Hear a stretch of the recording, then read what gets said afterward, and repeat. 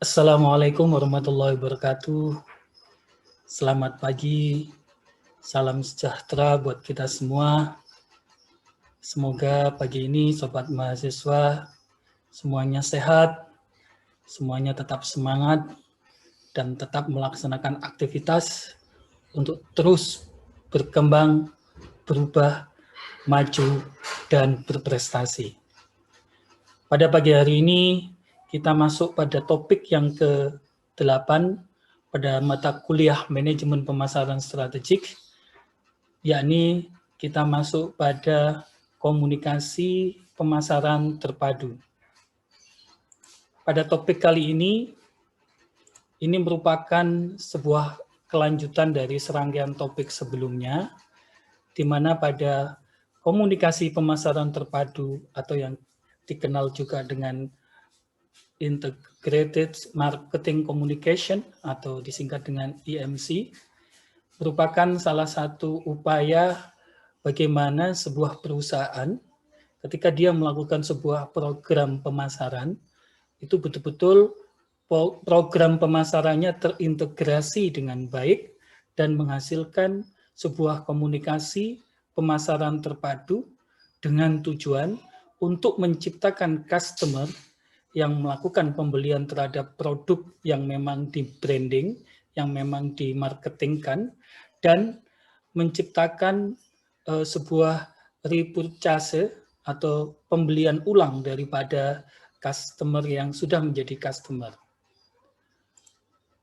Sebagaimana yang kita ketahui bahwa di dalam pemasaran itu komunikasi pemasaran menjadi salah satu hal yang penting.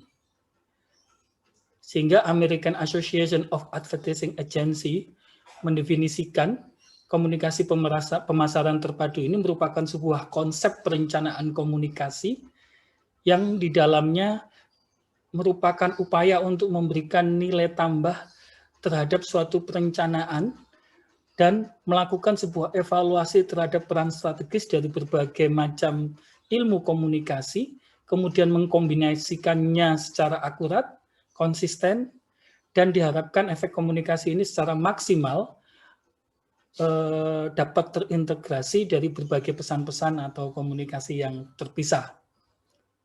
Kotler dan Armstrong sendiri, dia juga mendefinisikan komunikasi pemasaran terpadu itu adalah merupakan sebuah di mana perusahaan secara hati-hati mengintegrasikan dan mengkoordinasikan saluran komunikasinya yang banyak untuk menyampaikan pesan yang jelas, konsisten, dan meyakinkan.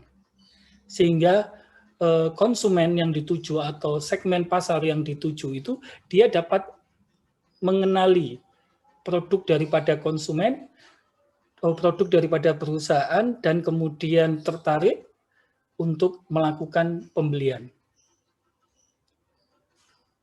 Komunikasi pemasaran terpadu ini sangat penting. Kenapa? Karena sebuah perusahaan ketika dia melakukan pemasaran, jika dia tidak membangun sebuah komunikasi pemasaran terpadu, kalau toh pun berhasil, konsumen itu dia membeli karena suatu hal, ya, bukan karena dorongan yang diciptakan oleh perusahaan. Sehingga ketika dia membeli, maka dia tidak akan mendapatkan sebuah memorable experience. Jadi tidak akan mendapatkan sebuah pengalaman membeli sebuah produk yang membuat dia merasa puas, kemudian membuat dia merasa happy, membuat dia merasa bangga, yang akhirnya membuat dia melakukan pembelian ulang. Jadi dalam strategi marketing, komunikasi pemasaran menjadi salah satu kunci keberhasilan dari sebuah strategi marketing yang diterapkan oleh perusahaan. Beberapa hasil penelitian juga menunjukkan bahwa pembeli atau konsumen itu tertarik untuk melakukan pembelian terhadap sebuah produk karena adanya komunikasi pemasaran terpadu atau promosi yang tepat yang dilakukan oleh perusahaan. Sehingga komunikasi pemasaran terpadu ini harus menjadi salah satu aktivitas andalan daripada sebuah perusahaan. Nah, Apa saja yang ada di dalam komunikasi pemasaran terpadu ini? Komunikasi pemasaran terpadu ini oleh Kotler dan Keller itu juga disebut sebagai sebuah bauran promosi atau marketing mix. Ada 7 elemen di dalam komunikasi pemasaran terpadu. Jadi elemen yang pertama adalah periklanan. Ya. Pada periklanan di sini, perusahaan akan menyajikan sesuatu secara non-personal. Jadi dalam bentuk promosi ide-ide atau promosi barang atau promosi jasa yang dilakukan melalui sebuah iklan sponsor yang berbayar, biasanya dibayar. Nah, di era sekarang iklan itu bisa melalui Instagram, bisa melalui Facebook, bisa melalui Google, kemudian juga bisa melalui YouTube. Ini yang berbasis media informasi teknologi. Kemudian yang berbasis media-media offline ya bisa dalam bentuk majalah, bisa dalam bentuk billboards, ya, spanduk, pamflet, dan lain-lain. Tapi kata kunci dari keberhasilan sebuah periklanan itu adalah sebuah iklan yang ditayangkan itu harus benar-benar menarik orang untuk melihat. Jadi ketika kita mengiklankan sesuatu, maka bentuk iklan itu harus benar-benar bisa menarik orang untuk melihat. Nah, ketika orang tertarik untuk melihat, maka dia bisa menyerap informasi yang kita sampaikan di dalam sebuah iklan. Makanya biasanya pemilihan media yang tepat yang membuat orang melihat iklan kita itu menjadi kata kunci daripada keberhasilan daripada sebuah periklanan. Kemudian yang kedua adalah elemen yang kedua adalah promosi penjualan. Ya. Pada elemen kedua ini, perusahaan melakukan berbagai insentif jangka pendek untuk mendorong keinginan mencoba para pembeli membeli suatu produk atau jasa.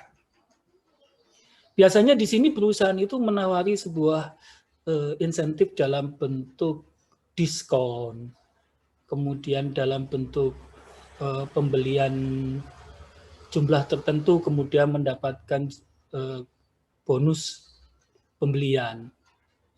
Tapi juga bisa juga dalam bentuk memberikan sebuah desain-desain yang membuat konsumen itu merasa kehilangan kalau dia tidak membeli sekarang. Salah satu contohnya, besok harga sudah berubah naik menjadi 20% dari harga yang sekarang.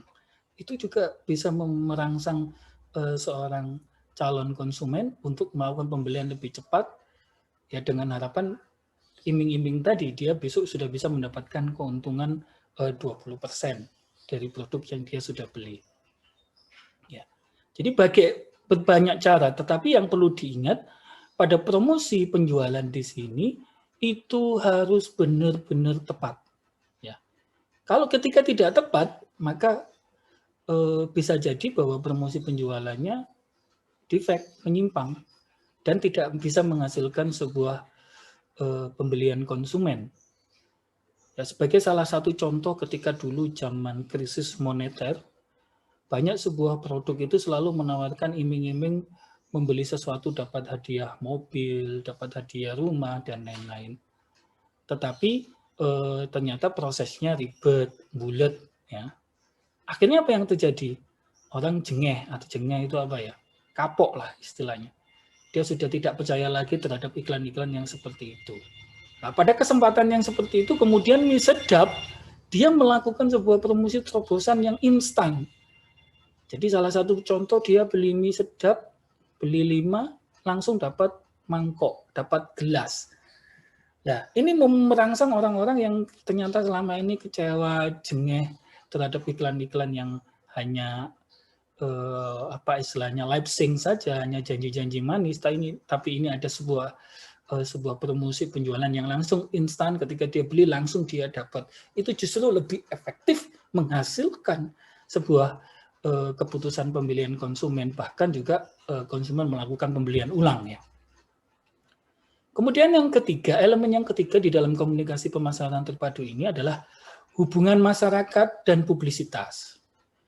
Jadi di sini perusahaan melakukan promosi dengan cara menjalin hubungan dengan satu komunitas, dengan masyarakat melalui PR-nya untuk membangun sebuah citra perusahaan atau produk. Biasanya di sini juga bisa menggunakan sales promotion girl yang kemudian menawarkan apa istilahnya contoh-contoh produk, bahkan pada saat itu bisa juga diberikan sebuah tester, kadang-kadang kalau produk yang bisa dilakukan tester.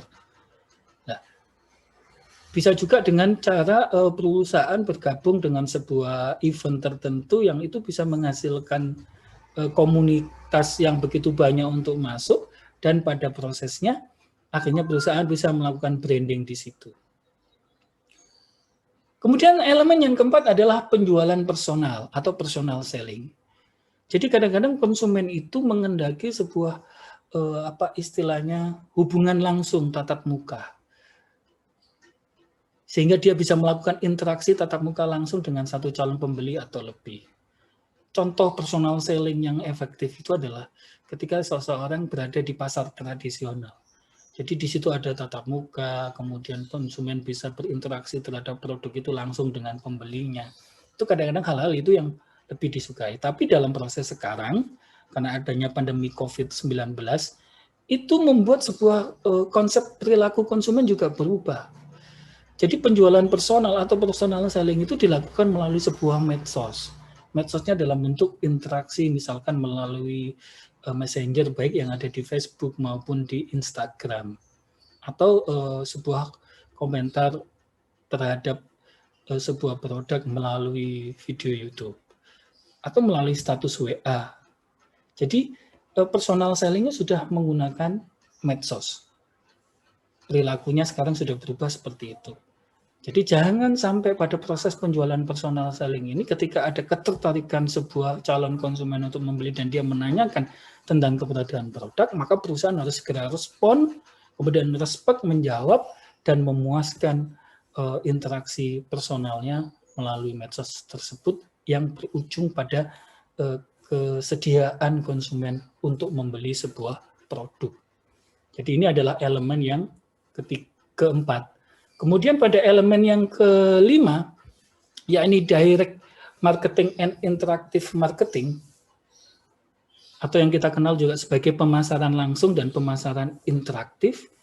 Di sini perusahaan menggunakan sebuah keberadaan surat, telepon, faksimil atau email, atau alat penghubung non-personal lainnya untuk berkomunikasi secara langsung dengan atau mendapatkan tanggapan langsung dari pelanggan tertentu dan calon pelanggan. Biasanya di sini misalkan di dalam sebuah website kemudian perusahaan menampilkan secara online jika ada sesuatu hal yang menjadi pertanyaan terhadap informasi yang saya butuhkan, Anda langsung bisa menghubungi kami di WA sekian. Dan kemudian WA-nya juga interaktif, merangsang konsumen untuk segera menanyakan sesuatu terhadap apa yang dia sudah lihat. Jadi ini juga harus dilakukan dengan baik dan dirancang bagaimana pelanggan itu atau calon konsumen itu terlibat secara interaktif melalui media-media komunikasi tadi. Jadi sekarang media komunikasi yang langsung itu adalah media komunikasi online ya. Jadi berbasis internet dan kemudian dilakukan secara interaktif ya. Dan misalnya kalau misalnya konsumen misalnya membutuhkan apa istilahnya kepingin ketemu secara langsung, maka biasanya di situ juga bisa disampaikan bahwa Anda bisa mendatangi kami di stand kami yang ada di mall ini, misalkan begitu.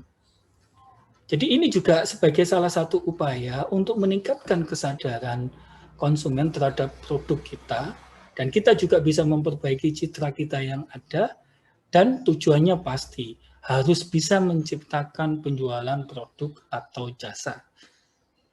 Kemudian elemen yang keenam adalah melalui acara dan pengalaman, event and experience. Jadi di sini perusahaan mensponsori kegiatan dan program-program yang dirancang untuk menciptakan interaksi setiap hari atau interaksi yang berkaitan dengan merek. Jadi dia misalnya perusahaan join event dengan sebuah komunitas tertentu, misalnya lembaga pendidikan atau pemerintah, ya kan? Atau event organizer, kemudian merancang sebuah kegiatan. Tapi yang harus diingat bahwa pemilihan event itu harus benar-benar event itu menyentuh segmen yang dituju oleh produk atau perusahaan kita. Jadi jangan sampai kita memilih event yang itu bukan segmen kita. Itu akan melakukan suatu hal yang sia-sia. Ya. Kemudian yang ketujuh adalah pemasaran dari mulut ke mulut, yaitu word of mouth marketing. Jadi di sini kita melakukan sebuah komunikasi lisan. Ataupun sekarang karena sudah medianya adalah media online, bahwa word of mouth-nya itu bisa dalam bentuk kita saling chat, baik itu melalui WA, kita melalui Instagram, saling melakukan chat, kemudian di situ juga kalau bisa disampaikan testimoni terhadap pengalaman dia ketika membeli produk kita dan apa yang dia rasakan. Dan testimoni itu kemudian di-share, di-like ke berbagai komunitas yang lain, kepada orang-orang yang lain melalui media-media sosial tersebut. Jadi komunikasi pemasaran terpadu 7 elemen tadi, ini sekarang sudah berbeda polanya. Jadi sekarang polanya seseorang tidak harus bertemu secara personal dalam arti kata fisik, tapi bisa bertemu secara personal dalam arti kata bahwa melalui media online atau melalui media-media sosial yang lain. Ya. Ketika kita melakukan sebuah komunikasi pemasaran terpadu, kita tahu bahwa ada 3 tahap ya. Jadi 7 elemen tadi ketika kita jalankan, itu ada 3 tahap yang harus dilalui. Jadi 7 elemen tadi itu adalah apa? Periklanan, kemudian promosi penjualan, kemudian direct marketing, event and experience, kemudian word of mouth, kemudian hubungan masyarakat dan publisitas, dan personal selling. Nah, 7 elemen tadi itu ketika kita melakukan aktivitas tersebut, maka kita lakukan dengan 3 tahap. Jadi tahap yang pertama adalah tahap perencanaan. Pada tahap perencanaan ini kita melakukan identifikasi audiens atau sasaran. Ya.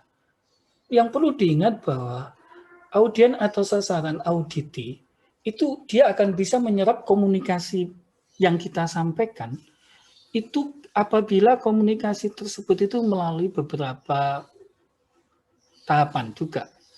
Jadi kalau kita bicara tentang psikologi komunikasi, pada tahapan psikologi komunikasi, tahap pertama itu adalah intrapersonal communication. Jadi perusahaan ketika mau menyampaikan sebuah komunikasi terhadap audiens sasaran, maka dia harus memastikan keberadaan dari produk yang mau dikomunikasikan tersebut.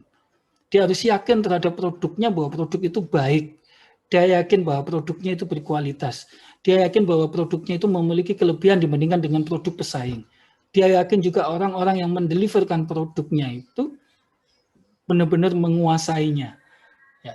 Ketika itu dipastikan, maka bisa akan menghasilkan pada tahap yang kedua adalah interpersonal communication. Jadi kita harus menyadari bagaimana cara mengkomunikasikan itu kepada audiens kita. Jadi posisi audiens kita itu seperti apa. Makanya mengidentifikasikan audiens ini menjadi sesuatu yang penting. Ketika kita memahami posisi audiens, maka kita akan bisa menggunakan bahasa yang tepat untuk menyampaikan pesan yang kita harapkan bisa diterima oleh audiens kita. Di samping itu pula juga memahami keberadaan audiens kita. Dia merupakan penyerap informasi secara visual, atau auditori, atau kinestetik, itu juga menjadi sesuatu yang penting agar informasi kita itu bisa diserap oleh audiens kita, dan kemudian audiens kita itu melakukan keputusan pembelian. Jadi memahami itu juga penting. Nah, untuk itu juga kita harus bisa menyusun kegiatan-kegiatan atau bentuk-bentuk daripada bauran komunikasi yang 7 elemen tadi itu harus benar-benar sesuai dengan karakteristik daripada audiens kita. Baik karakteristik secara pribadi atau karakteristik penyerapan informasinya. Jadi ini menjadi penting. Kemudian pada tahap selanjutnya setelah tahap perencanaan komunikasi tadi, komunikasi pemasaran terpadu tadi, maka tahap pelaksanaan komunikasi pemasaran terpadu ini juga menjadi penting. Pada tahap ini, kita akan memilih bentuk periklanan seperti apa, kita memilih mitra periklanan kita seperti apa, bentuk promosi penjualan kita seperti apa, dan bagaimana cara mendeliverkan, menyampaikan promosi penjualan tersebut.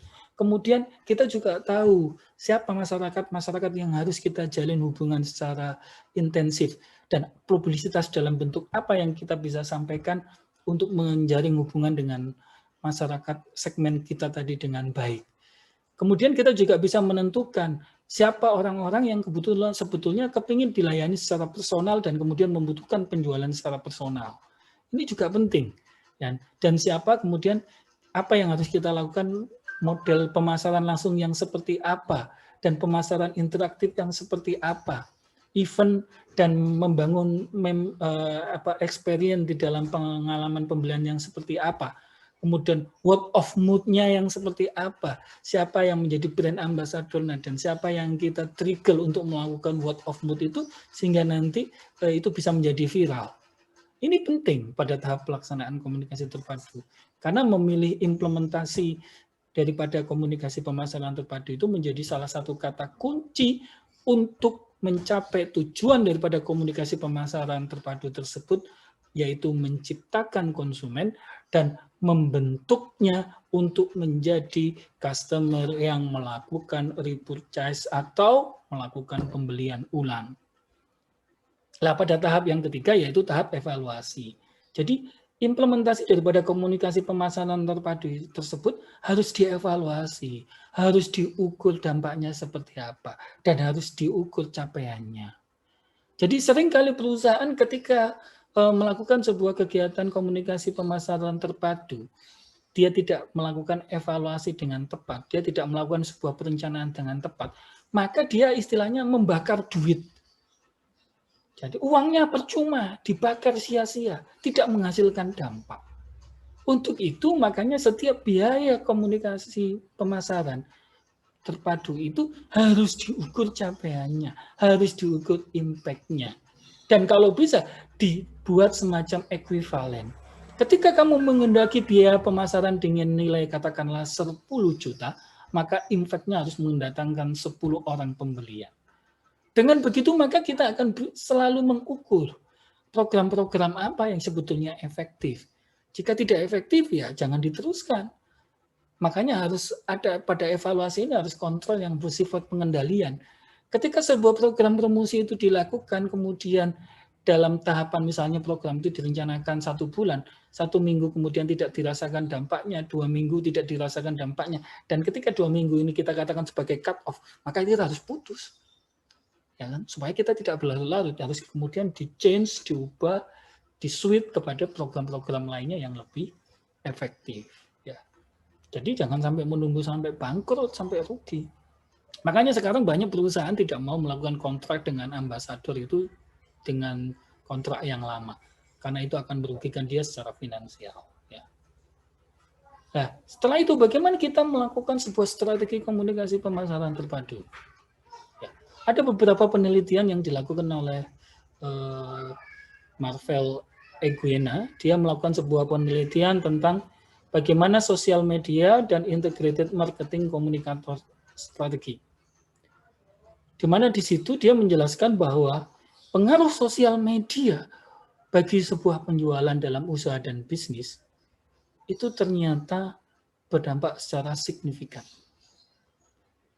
Dia mengatakan bahwa hasil penelitiannya itu menunjukkan ada sebuah para pengusaha harus melakukan sebuah sinergi terhadap seluruh strategi integrated marketing komunikasinya dan pasar dengan segmennya dan keinginan yang berubah-ubah tadi itu harus benar-benar memanfaatkan dan mengelola sosial media itu dengan baik. Karena ternyata sosial media itu memiliki power yang kuat dan dampak yang cukup signifikan terhadap keputusan pembelian konsumen. Nah, terkait dengan hal ini, coba misalnya kita harus sadari bahwa yang menyerap informasi, manusia menyerap informasi itu adalah dia menggunakan otaknya. Bayangkan coba misalkan, semua informasi yang diterima itu diserap oleh otak, kemudian disimpan di dalam otaknya, kemudian dianalisis, dibandingkan, dan diambil sebagai tindakan dalam satu integrasi yang menyeluruh. Jadi itu memang sebuah sistem di dalam otak manusia yang harus kita sadari. Untuk itu, melalui ini, maka kita harus mengembangkan sebuah strategi marketing yang terkombinasi. Jadi kita harus memahami behavior daripada segmentasi kita. Kalau kita memahami behavior, maka kita bisa menentukan media komunikasi pemasaran apa yang efektif untuk mempengaruhi perilaku pembelian mereka. Dan melalui strategi mapping dengan 7 elemen komunikasi pemasaran tadi, kita harus membuat sebuah strategi mapping yang dimana kita akan bisa menentukan dengan jitu pada segmen mana dan siapa dan bentuk marketing apa yang harus diprioritaskan untuk menghasilkan sebuah tujuan marketing yang efektif dalam menciptakan konsumen dan menciptakan customer yang repurchase. Kemudian yang selanjutnya adalah kita harus menciptakan sebuah teknik yang melekat pada database otak kita. Jadi, kalau kita menghendaki bahwa konsumen itu melakukan sebuah pembelian ulang terhadap produk kita, maka ketika dia melakukan pembelian, maka dia harus produk kita, metode marketing kita, itu harus benar-benar melekat pada database otak konsumen kita. Itu yang disebut dengan memorable experience. Jadi kita harus menciptakan sebuah pengalaman yang memorable real, yang selalu akan diingat. Dan itu harus bertahan dalam jangka waktu yang lama. Sehingga nanti akan bisa menghasilkan sebuah efek penjualan yang sangat mencengangkan. Di era sekarang, menciptakan itu mudah. Yaitu kita lekatkan pada sesuatu yang menjadi sesuatu yang viral, yang menjadi sesuatu yang memang sekarang sedang dituju oleh masyarakat. Kemudian kita petakan dari orang-orang yang melihat sesuatu yang viral tadi itu, siapa yang menjadi segmen kita, bagaimana perilaku kita, kemudian itulah kemudian kita endorse, kemudian kita trigger mereka untuk melakukan dengan melakukan komunikasi pemasaran terpadu secara efektif, dan akhirnya mereka juga membangun sebuah jaringan komunikasi yang di situ melekatkan produk kita. Nah, itu baru nanti akan menghasilkan sebuah penjualan yang sangat mencengangkan.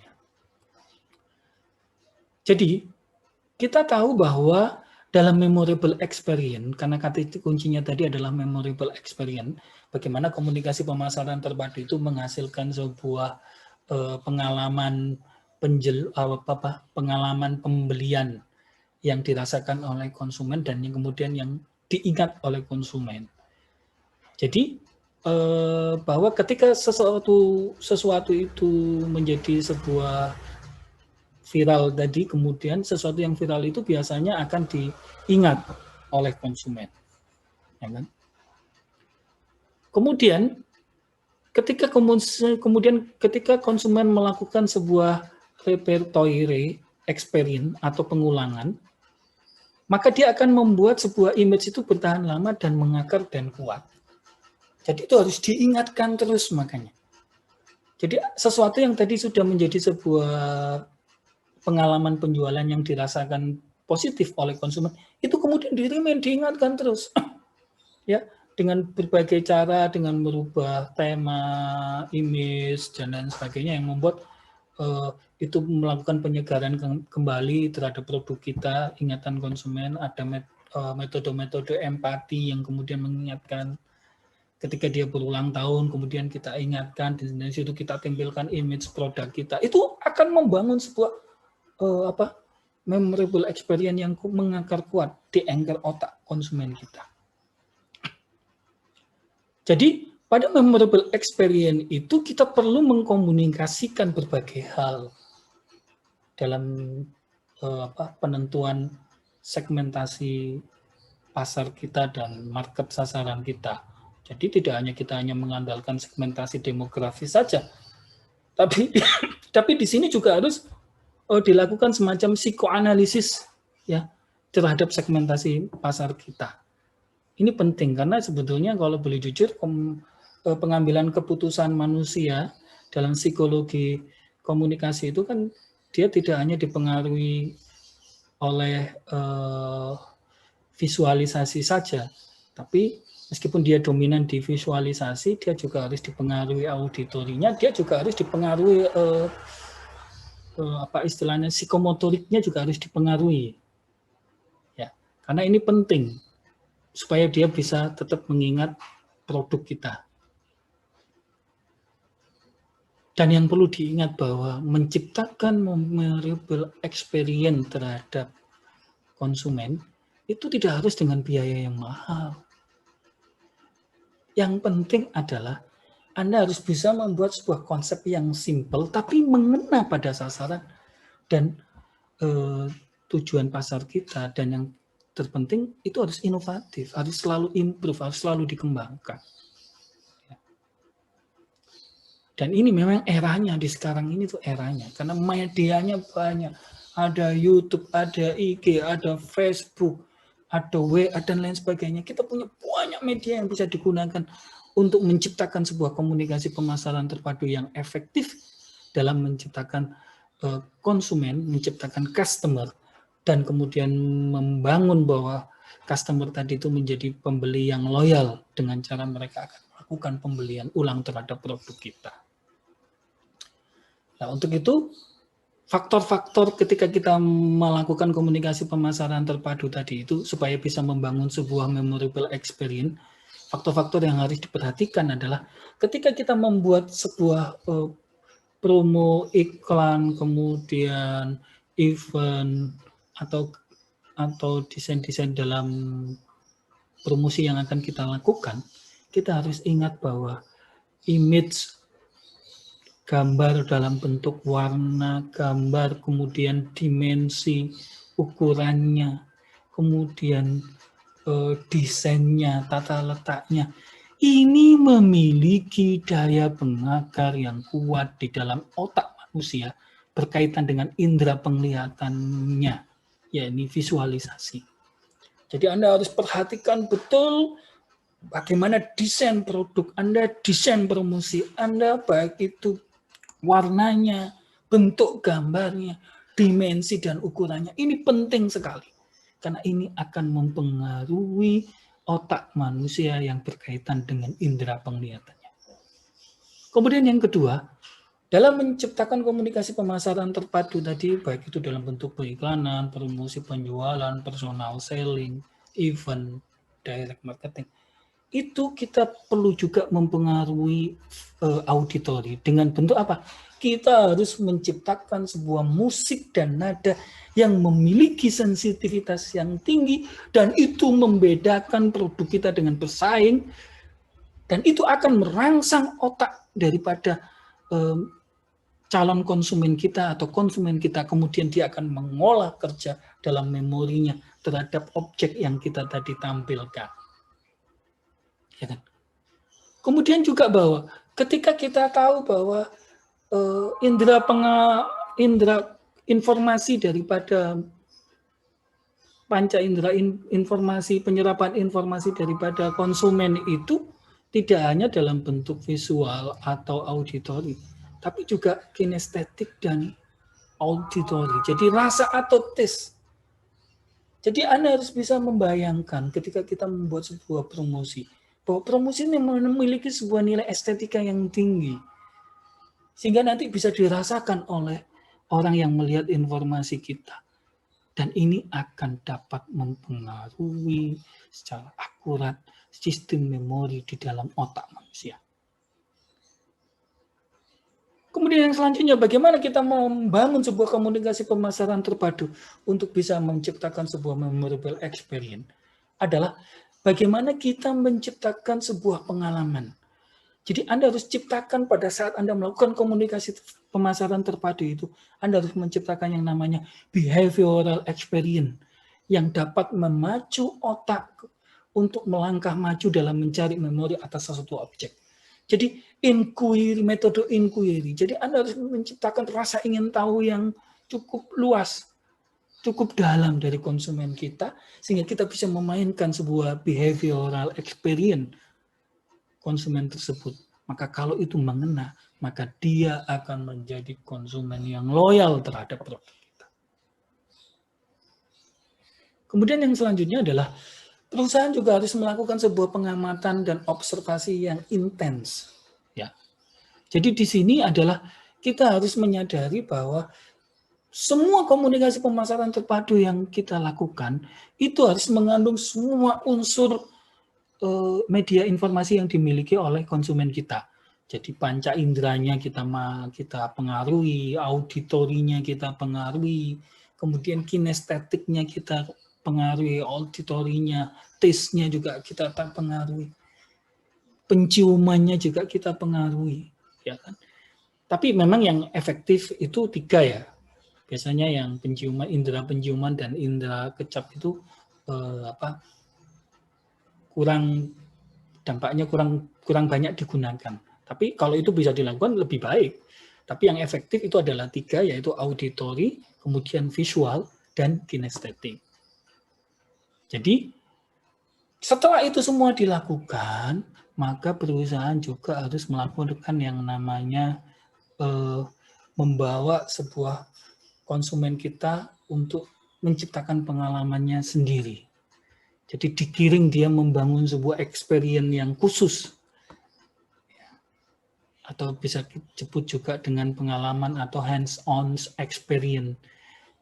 Di mana kita membawa konsumen kita untuk menciptakan sebuah memori yang lebih dalam dan kuat. Biasanya ini bisa kita kaitkan dengan anniversary pernikahannya, kemudian anniversary ulang tahunnya, anniversary kelulusan pendidikannya, anniversary misalnya jadiannya, atau kita kaitkan juga bisa dengan anniversary ketika dia mengalami kesuksesannya. Jadi ini akan membangun sebuah memorable experience. Jadi kata kunci bagaimana kita melakukan sebuah komunikasi pemasaran terpadu yang bisa menciptakan customer dan membentuknya menjadi sebuah customer yang repurchase adalah bagaimana kita melakukan 7 elemen pemasaran terpadu tadi itu bisa membangun sebuah memorable experience. Iklan yang bisa membangun memorable experience itu seperti apa? Kemudian direct marketing dan interaktif marketing yang bisa membangun memorable experience itu seperti apa? Kemudian event dan experience yang bisa membangun memorable experience itu seperti word of mouth yang bisa membangun memorable experience yang seperti apa? Personal selling yang bisa membangun memorable experience yang seperti apa? Promosi penjualan yang bisa membangun memorable experience seperti apa? Kemudian publisitas yang bisa membangun memorable experience yang seperti apa. Itulah yang akan bisa menjadi kata kunci keberhasilan komunikasi pemasaran terpadu yang dapat menghasilkan dan menciptakan customer dan membentuknya menjadi customer yang melakukan pembelian. Jadi ini sobat-sobat mahasiswa yang bisa saya sampaikan pada topik komunikasi pemasaran terpadu. Semoga ini bermanfaat. Ingat keyword-keywordnya, kata kuncinya di dalam topik ini. Dan ini akan menjadi salah satu yang harus Anda kuasai. Dan untuk membuktikan penguasaan Anda, maka silakan nanti ini dirangkum, dicatat dalam sebuah resume, dan silakan Anda assignment di dalam tugas yang ada di dalam Elina. Saya akhiri sampai di sini. Tetap semangat pagi, semoga Anda selalu sehat, maju dan berprestasi. Assalamualaikum warahmatullahi wabarakatuh.